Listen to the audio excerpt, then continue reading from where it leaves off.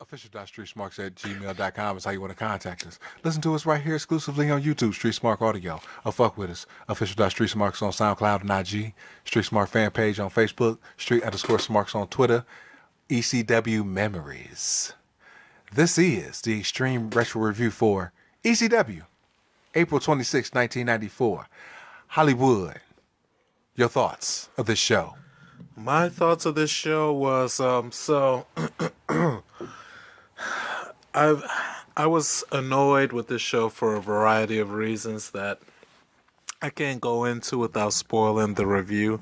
But I will say, for me personally, Sandman saved an annoying show.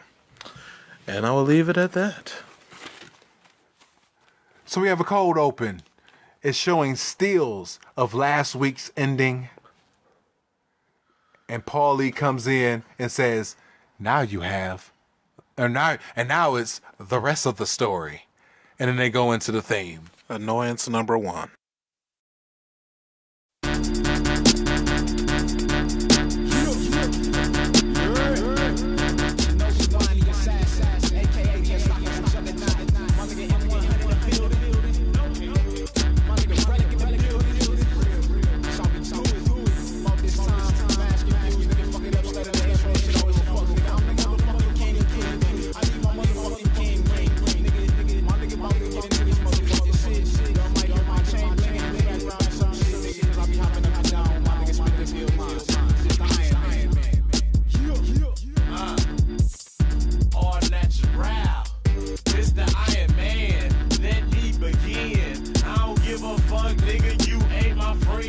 So we got Joey in the nest.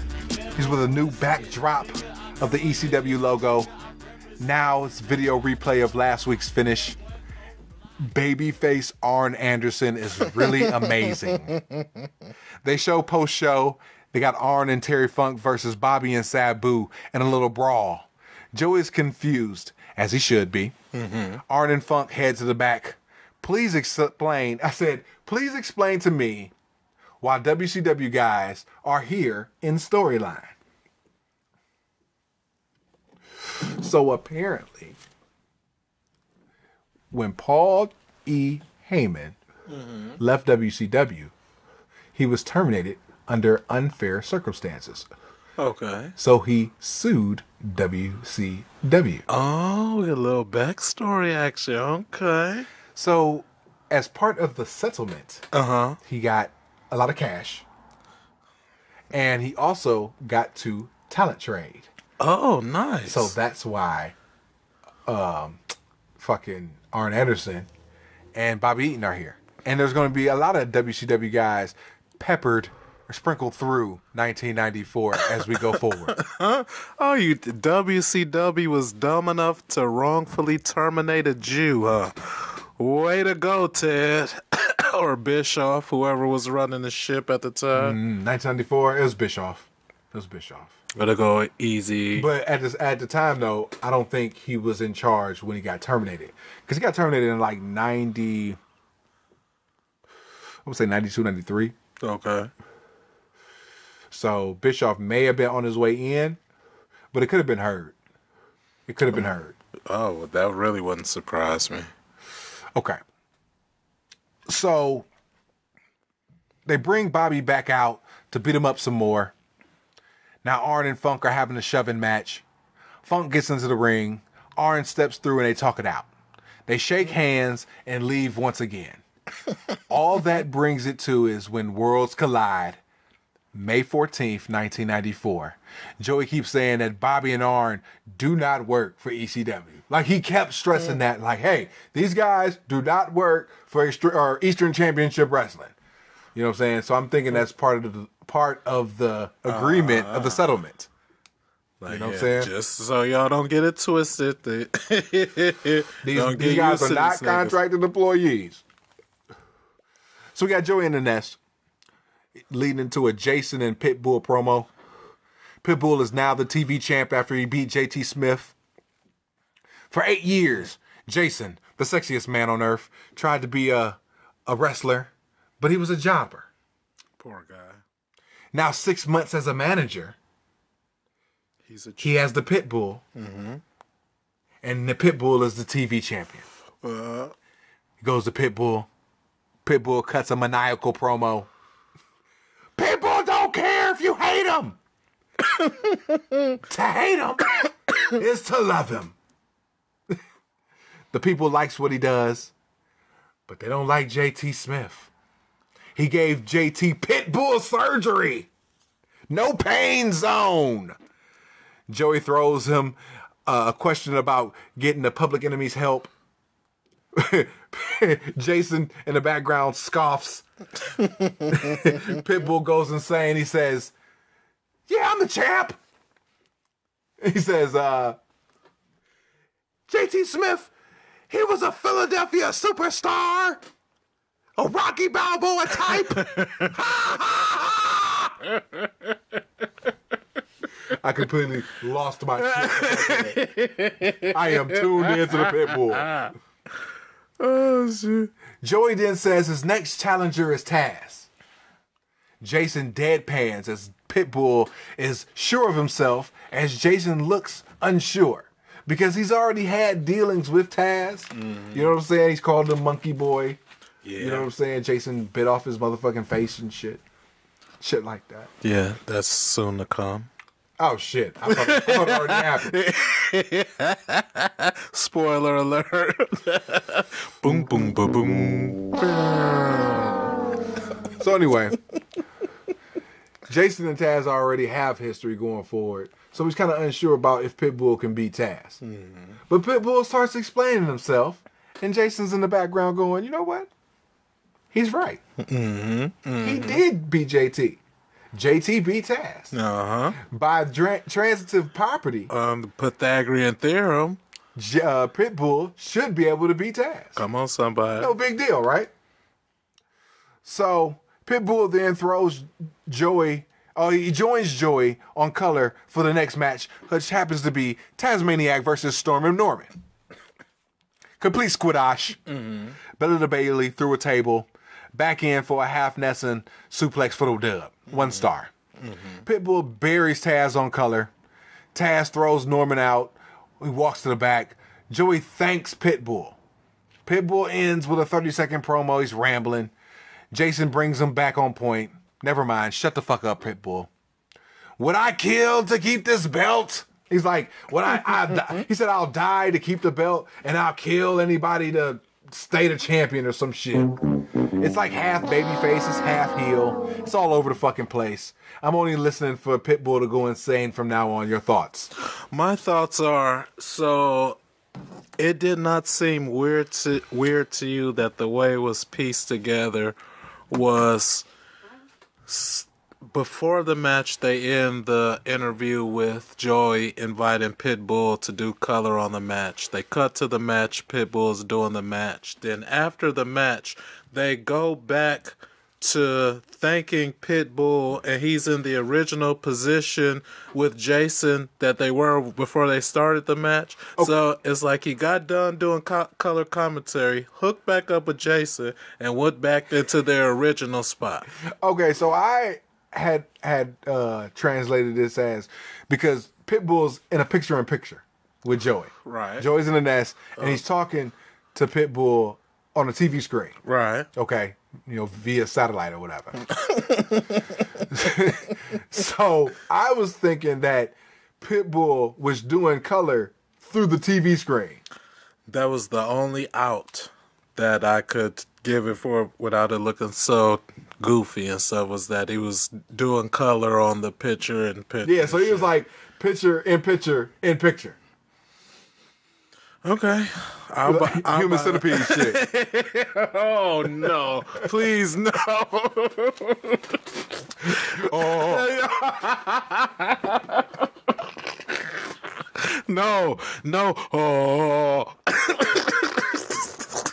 No, not on a human centipede. May 14th is When Worlds Collide 1994. Moving on. So we got Joey and the Ness. He's detailing the Bruise Brothers Public Enemy tag feud. Highlight of the human cage match. April 16th, in the match that had no name and we have no care for.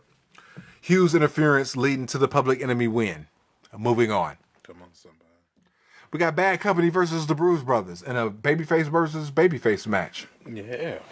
Because the Bruise Brothers are apparently baby faces. Right. They just beat up all the geeks to and from the ring. And they're still baby faces. With SS tattoos. Right. Okay. So we do the respect handshake to start. Yeah.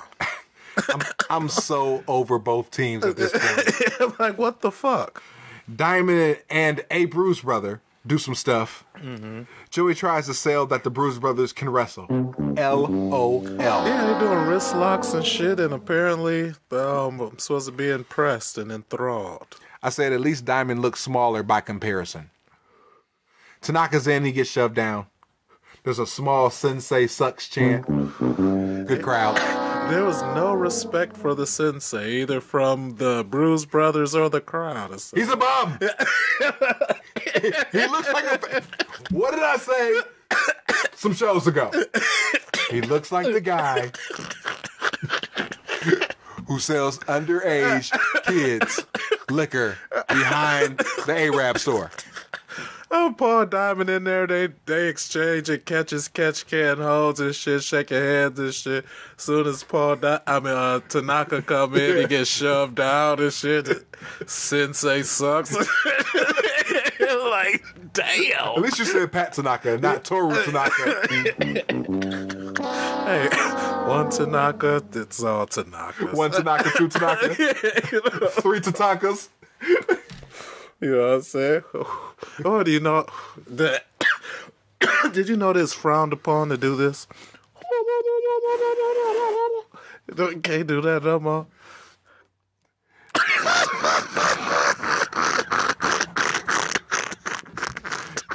Tanaka is the babyface in peril. There's some quick tags. Diamond makes the save. Tanaka possums and the heat spot is on the other Bruise Brother. Thank fucking God. I just turned heel to 3 subscribers. Bruise Brother 2 can't even sell right because Bruise Brother 1 can't time the cheating and the distraction. They might be the worst tag team of all time. These 2 fucking lunkheads. That's all they are, is some lunkheads. Well, with so much promise, though. They have a built-in push that's because they're twin giants. I mean, it's easy peasy to not fuck that up.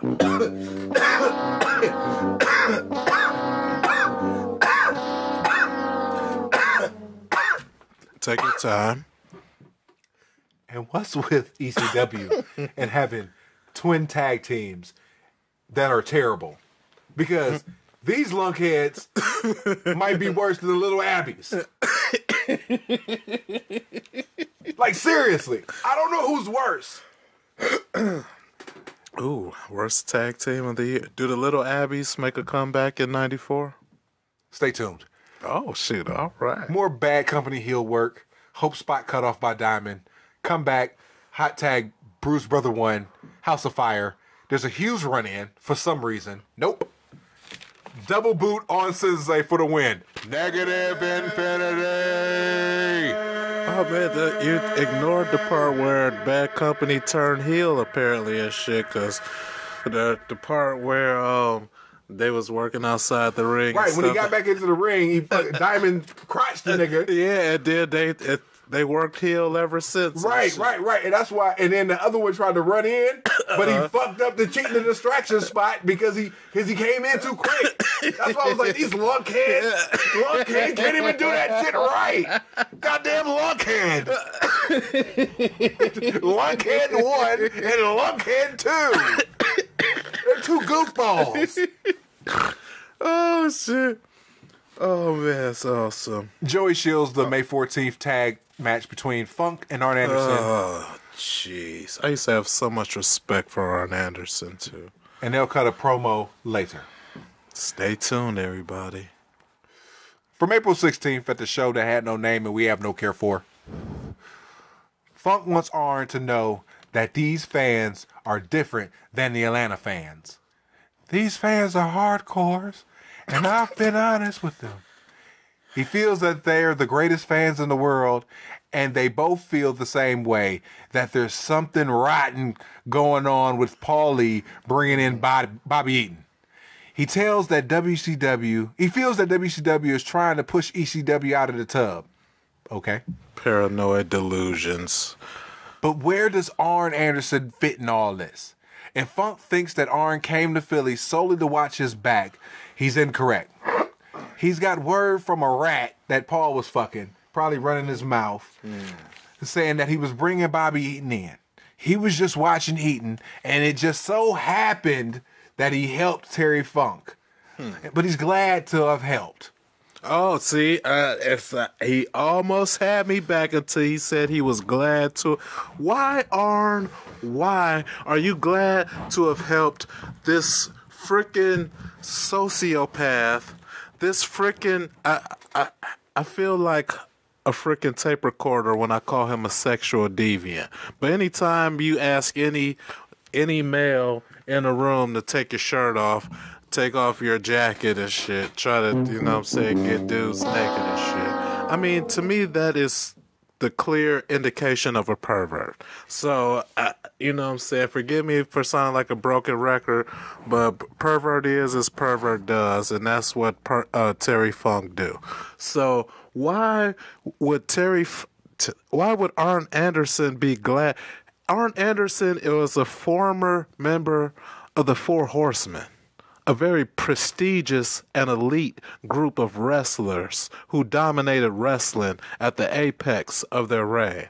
He was a coup and key signed member when he joined the Dangerous Alliance, who was a group that consisted of Steve Austin, Rick Rude, led by Paul Dangerously, and who else was in it? Bobby Eaton. Medusa, Larry Zbyszko, and Hall of Famers. yeah, basically. You know what I'm saying? And to stoop so low to dumpster dive, if you will, in the equivalent of professional wrestling, to dumpster dive by aligning himself with Terry Funk? Oh, man. Is he doing powder with Hawk and shit? Or can we not talk about that? Is that off the record? So Terry Funk mentions Tully Blanchard was a horseman, and Arn is too. Mm-hmm. Can he be trusted? Arn heard that the ECW wrestlers were great, and if you're here by yourself, it must be true. It's no more Few Good Men, I suppose, so no more Funk and the Rotten Brothers. Well, that's good. He said, people are like erasers. We make mistakes, we're human, and if you watch my back for Eaton, I'll watch your back for Sabu. Done deal. It dragged at the end, but it was effective, if not great. I will say this. R did botch one line. He said, this ain't about WCW. This ain't about WCW. And tried to shake his hand. And then Terry had to correct him and said, this ain't about ECW. This ain't about WCW. This is about Funk and Anderson and their names going against Paul Lee's members of Sabu and Bobby Eaton. Your thoughts? My thoughts are, how on God's green and blue earth can you sit up here and say that was effective, if not close to great? I mean, they got the point across. You know what? Fair enough. I will give you the fact that it got the point across. But a travesty has been committed in the sport of professional wrestling right here in this episode, where a man of the caliber and the prestige of Arn Anderson could stoop so low as to align with the with the filth and the slime and the dumpster juice of the world of professional wrestling that is Terry Funk. Did we get to the part where we talk about how ugly his daughters is? Or should we stay tuned? I think we got got ahead of that. But hey, I'm gonna save my joke for then, because So we have Paul Lee with Bobby Eaton, full response promo from April 16th. Show with no name, we no care. Paul speaks like Funk to run him down. Every time you go into a run, another run to see if you still got it, there's always someone like Sabu to show him up and stop his run. Now you want to blame Bobby Eaton for your troubles. Bobby's sitting there. He's standing with his towel. He's not speaking. Didn't say a word. Because Bobby didn't cut no promo. You know what I'm saying? But Bobby was effective here, not talking. Bobby's sitting there just nodding his head. He's crying in his towel. I'd be annoyed, though, standing there while Paulie was sucking Sabu's dick and shit, and I'm just standing there, just not saying nothing. It's like, yeah, oh, Sabu's the best thing since sliced bread and this, that, and the other. Oh, and yeah, Bobby Eaton's here. And yeah, Sabu. Oh, man, yeah, I jack off to Sabu throwing himself through a table and all that other stuff. And yeah, Bobby Eaton. And yeah, Sabu, he's the best ever. ECW, here we go. And yeah, he just sitting there clenching it, rubbing his hands and shit like Birdman. I mean, because he's a ringer, you know what I'm saying? He always blames his brother, all his problems on Dory and his father. He then turns his attention to Arn.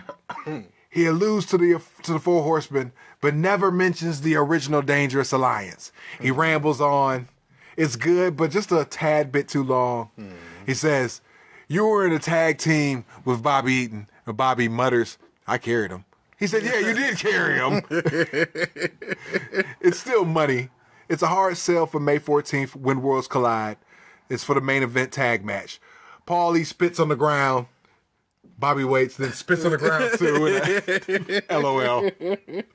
I like how Paul weaves reality shoot comments into kayfabe. Your thoughts on the promo? Oh, man.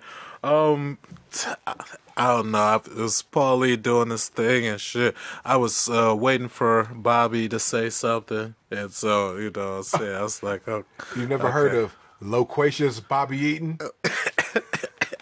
No. That was one of his monikers during his Midnight Express run. Oh, because he never said anything. Right. That's funny because one of the managers at my job tried. So everybody always talk about how happy I am at work and how, you know what I'm saying, you know, they never see me mad and shit. So one of the managers thought it would be clever. It's like, oh, his nickname should be Grouchy. Because, you know, like big guys are named Tiny. Yeah. And then nobody, not one person sold that shit. Like, not even me, because you know what I'm saying? Like, I sell shit that tickles me and I sell shit that's terrible because it tickles me at how terrible it is. So people think I laugh at anything. As you should. But, you know,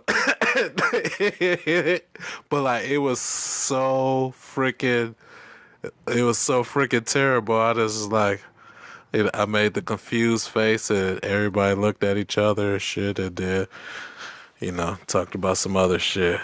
And then I felt bad for him and shit. I'm like, damn. Fuck him. Moving on. Yeah. From April 16th, no show, no care. We have Iron Man Tommy Cairo with Peaches beating Sandman in a match. Sal was a special referee. Due to the stipulation, the loser, Sandman, got whipped by Peaches with a belt. Goof picks up Hack with Sal's help and gives Hack 11 of the worst worked lashes I have ever seen. Sal raises Peaches and the Goof's hand as music plays. Hack gets to his feet, throws powder in Sal's face. Yeah, there we go, Sandman. Elevated DDT on the Goof. He grabs Peaches. Cairo come back with a spin wheel kick. Hack powders, and the faces leave the ring. Now, as they're walking up the aisle, out of nowhere, woman comes out of nowhere, grabs Peaches by the hair, drags her ass back into the ring. Come here, bitch. Peaches, because the thing was, Peaches was up there. She was all, basking in the glory. Yeah. I whipped Sandman's ass. You know what I'm saying? Literally, yeah. After the cucks, Cairo and Balomo Two goofs walk ahead. You know what I'm saying? The motherfucking bitch, she staying back. You know what I'm saying? She lolly dicking around and shit. Woman came out the cut. You know what I'm saying? Snatched her up by her hair like, come here, bitch. Bitch, come here. Woman got a sheer pantsuit on, looking mighty fine with her poofy hair. Mm-hmm.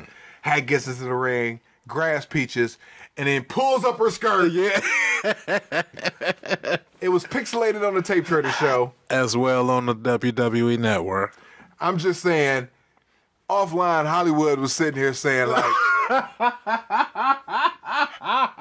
hey, Fooge. Boo. Hey, Fooge.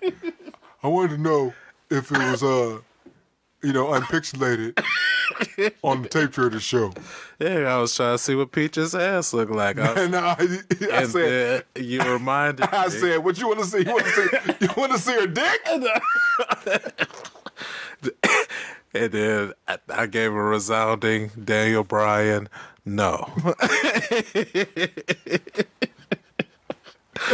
Oh, man. So whoever pixelated the whole thing, thank you very much. Good job. Appreciate it. Woman gets 2 lashes on her ironing board ass before the goof hits the ring for the save. The crowd cheers everything the Sandman and Woman does. Yeah. They saved the show for me anyway. That shit was awesome. Oh, yes, it was. Joey at the nest with the Sandman. Hack has a wooden cane. Due to the actions of Sandman and Woman, despite protests from special interest groups and the NWA board, on May 14th at When Worlds Collide, it's going to be a mixed tag match. Oh, shit. It's going to be Sandman and Woman versus Goof and Peaches in a match with international significance. It's going to be a Singapore caning match. Oh, shit. Now, do you understand the genesis of where the Singapore cane came from? I do not understand the genesis of where the Singapore cane came from. Well, in 1994, 1993, there was this guy. His name was Michael Vey or whatever. Okay. And he went to Singapore. And he spray painted on the cars. Oh, shit. So, and he got caught by the police. Okay. And for his crime, he got whipped. Ooh. With a Singapore cane. Oh, shit. And it caused a big stir because he's an American. Well, dipshit, you do dumb shit in different countries. You got to suffer the penalties of the host nation that you're in. Yeah, why? What? I've been to Singapore. The Fooge has been to Singapore. I spent a day in Singapore. I was on respite. I was coming from Australia, going back to Germany. I had a 1.5 day layover in Singapore. I visited the 4 floors of whores. They bathed the Fooge. Oh, shoot. Like on some coming to America type shit? Yes. Oh, for like shit. $40. Oh, nice. That's money well spent, shit. 3 bitches. Oh, did they take care of the royal? I fucked 1 bitch. Oh, shit. Yeah, I fucked 1 bitch. But yeah, I got bathed by 3 bitches though. Oh, yeah. I could have fucked all the bitches if I'd have paid more. But it was like $40 to get bathed by 3 bitches. You know what I'm saying? And then you trick off a little bit more money and you can fuck one of the bitches. Or you can fuck 5 more, you know what I'm saying? I ain't really have a lot of money on me. Well, that's true. Shoot. Just getting greedy after the first one anyway. Shit. Right. But I want to also highlight their stiff fucking laws. You can't feed birds in Singapore. Okay? Because birds poop. Okay? So, I'm actually with that. If you get caught feeding the bird, $1,500 fine. Damn. Okay? I was sitting outside smoking a cigarette after I fucked the bitch. Smoking my Marlboro Red because I ain't had no Newports. Oh shit, slumming. And as I'm ashing out on the ground, there's a dude just sweeping up. I'm ignorant as fuck, so I just keep ashing out the whole motherfucking cigarette just to keep him fucking sweeping up the whole time. Oh, well, I mean, but you kind of have no choice with a cigarette. Fuck it, I'm an American. No, but seriously though, yeah. So their laws are mad fucking stiff. So when the boy did his graffiti art on the motherfucking cars and shit, he got his ass whipped. So Paul Lee was like, well, shit, let's take some topical shit and bring it to the motherfucking ring. So he used it in a storyline for a guy like the Sandman to get the Sandman further over. So now he's over. Oh, shit. You know what I'm saying? But now you see the cane, and you've always seen Sandman with this fucking cane. And This is where the cane comes from. I was thinking, but it don't look like the cane. It's not. No, that's just a wooden cane. You know, so that's not the cane. You know what I'm saying? Okay. The kendo stick that it eventually morphs into or whatever. You know what I'm saying? But this is where the cane comes from. I had a feeling. Okay. All right. You know what I'm saying? And it's all because of the goof, Tommy Cairo, and his wife, Peaches. You know what I'm saying? Oh, man. And apparently, oh, shit. Did I get into... Oh, yeah, no, they don't get into what it appears. It looks like Cairo's fucking Peaches and shit. But that's just... Nah, pay your bills coming. I mean, if you want to keep going, I'll keep going. I don't give a shit.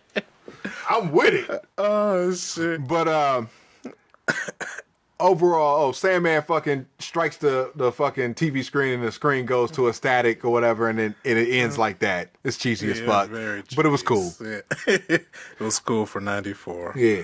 Overall, April 16th show, no name, no care. It sounded like a great show.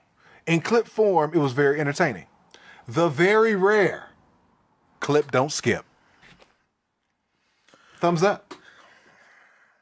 I think that's a little generous. I mean, I don't know. It's self-contained. If you don't know what's going to happen going into it, because they hinted at a lot of what happens in the previous show, then, you know what I'm saying, it ain't too bad. But the Sandman shit with woman and Peaches and shit, and the cuck Tommy Cairo,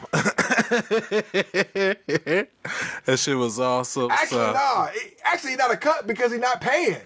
You know what I'm saying? Like, he fucking the bitch, right? Oh, yeah, he not paying yet. But, I mean, yeah, but my thing is, Sammy whooping his ass because the nigga ain't paying. So he's just fucking his bitch. You know what I'm saying? Yeah, well, he paying. Paying with ass whoopings. I mean, he paying with ass whoopings. Yeah, so. How is Sandman the heel? But we'll get into that shit next week. March 3rd, May 3rd, May 10th. And that's the go-home show for When Worlds Collide. Until then, life is a work. Make sure you get paid for it. We out. Peace. Peace.